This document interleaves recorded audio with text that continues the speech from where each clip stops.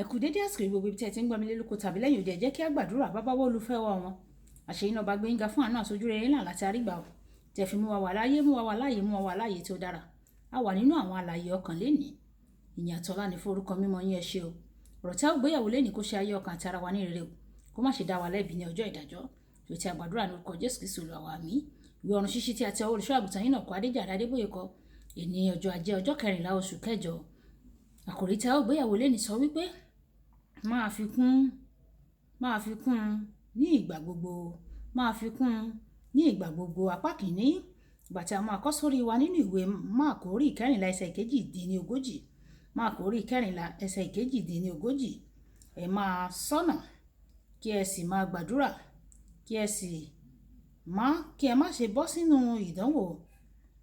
bí ó tilẹ̀ jẹ́ pé ẹ̀mí fẹ́ ṣùgbọ́n ó ṣe àìlera fún ara nígbà tí a mú bíbélì kíkà wá nínú ìwé àwọn ọba kìíní orí 19 ẹsẹ̀ 1 dé 4 ìwé àwọn ọba kìíní orí 19 ẹsẹ̀ 1 dé 4 Áhábù sì sọ ohun gbogbo tí Èlíjà ṣe fún Jésébẹ́lì àti pẹ̀lú bí ó ti fi idà pa gbogbo àwọn wòlíì àwọn Báálì nígbà náà ni Jésébẹ́lì rán oníṣẹ́ kan sí Èlíjà wípé bẹ́ẹ̀ ni kí àwọn òrìṣà kí ó ṣe sí mi àti jù bẹ́ẹ̀ lọ pẹ̀lú bí èmi kò bá ṣe ẹ̀mí rẹ dàbí ọ̀kan nínú àwọn wòlíì ọ̀la. Ó sì bẹ̀rù ó sì dìde ó sì lọ fún ẹ̀mí rẹ̀ ó sì dé Báṣébà ti Jùdíà ó sì fi ọmọ ọ̀dọ̀ rẹ̀ sílẹ̀ níbẹ̀ ṣùgbọ́n òun tìkálára rẹ̀ ó lọ ìrìn àjò ọjọ́ kan sí aginjù ó wí pé ó sì jókòó lábẹ́ igi jẹ́nípẹ́rì kan ó sì tọrọ fún ara rẹ̀ kí òun bá lè kú ó wí pé ó tó nísinsìnyí Olúwa gba ẹ̀mí mi kúrò nítorí èmi kò sàn ju àwọn bàbá mi lọ. Wàyí ẹ̀tẹ́ tí bẹ̀rẹ̀ jẹ́ láti gbọ́ ohun tí olùṣọ́ àgùntàn yín náà kọ Adéjàre Adébóyè ní fún wa ní èní ọjọ́ ajé nínú bíbélì kíkà wa ti òní lẹ́yìn tí Èlíjà ti ṣe iṣẹ́ tí ó ti pe iná sọ̀kalẹ̀ lórí òkè Kámẹ́lì ọ̀pọ̀lọpọ̀ okun ló ti jáde láti ara rẹ̀ ó sì nílò láti tún ṣe àfikún okun rẹ̀ ó ṣẹ̀ṣẹ̀ ṣẹ́gun kan tán ni o ìsọjí sì ti bẹ̀rẹ̀ ṣùgbọ́n ó sọ̀kalẹ̀ lórí òkè láti lọ rí Jésébẹ́lì ǹjẹ́ ẹni tí kò yí padà bíi ti àtẹ̀yìn ni wá àmọ́ ṣá nítorí pé ìfàmì òróró yàn tó wà lórí rẹ̀ ó ti dínkù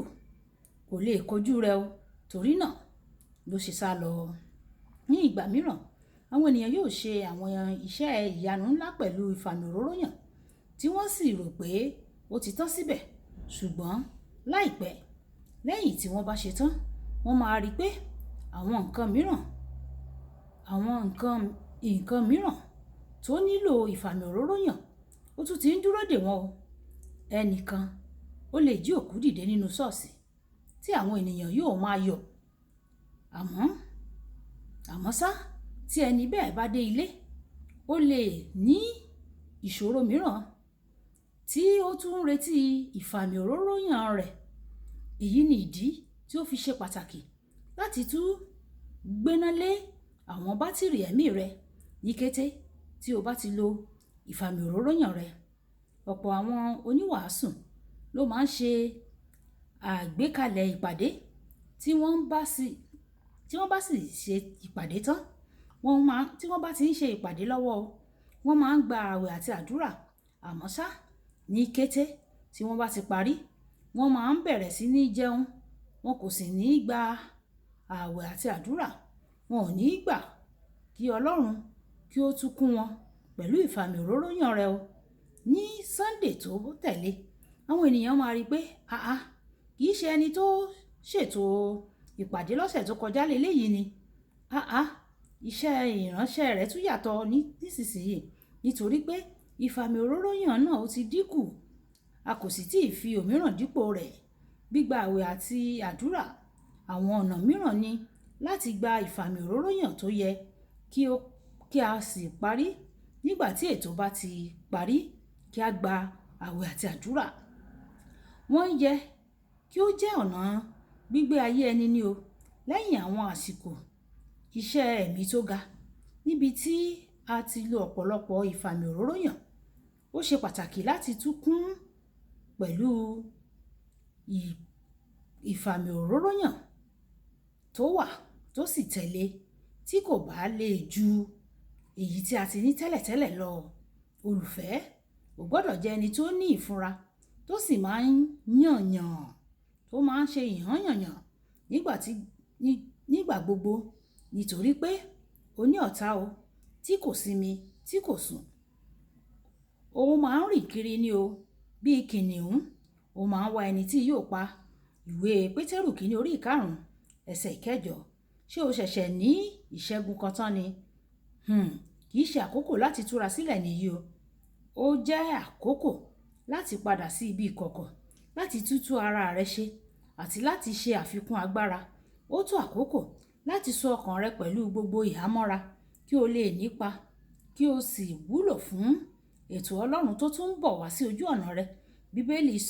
ṣe àkọsílẹ̀ àwọn ìṣẹ̀lẹ̀ tó pọ̀ níbi tí Jésù ti lọ sí ibi ìkọ̀kọ̀ láti tútú ara rẹ̀ ṣe.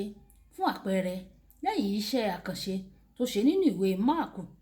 orí 1 ẹsẹ̀ 24, ẹsẹ̀ tó tẹ̀lé sọ pé ó lọ sí ibi ìkọ̀kọ̀ láti gbàdúrà. Ó jẹ́ àwòkọ́ṣe tó dára jùlọ fún wa o. A sì gbọ́dọ̀ ṣe bẹ́ẹ̀ láti máa jẹ́ ẹni pàtàkì nínú ìjọba Ọlọ́run. Kókó ọ̀rọ̀: lẹ́yìn gbogbo ìṣẹ́gun, fàsẹ́yìn o láti lọ sí iwájú Ọlọ́run láti tú ara rẹ ṣe